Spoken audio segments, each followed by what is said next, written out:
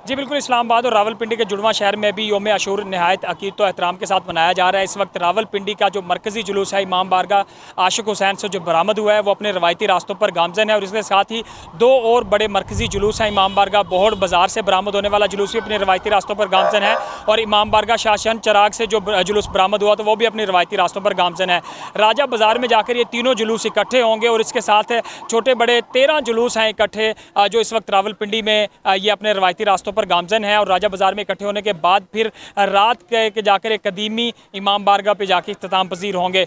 इन जुलूस में जो मजालस हो रही हैं वहाँ पे शोहदाए करबला की जो शान बयान की जा रही है और इसके साथ आज़ादारान की बड़ी तादाद शरीक है, ख़वातीन हैं, बच्चे हैं, मर्द हैं और हर कोई हज़रत इमाम हुसैन रज़ी अल्लाह तआला अन्हु से अपनी मुनफरिद अकीदत का इजहार कर रहा है। इसके साथ योम आशूर पर अमन अमान की सूरत हाल को बरकरार रखने के लिए इन 13 जुलूसों में 6,000 से ज़ायद पुलिस एहलकार तैनात किए गए हैं। मुख्तलिफ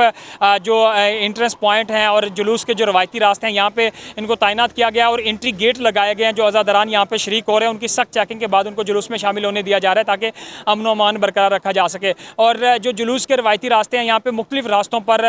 लंगर खाने भी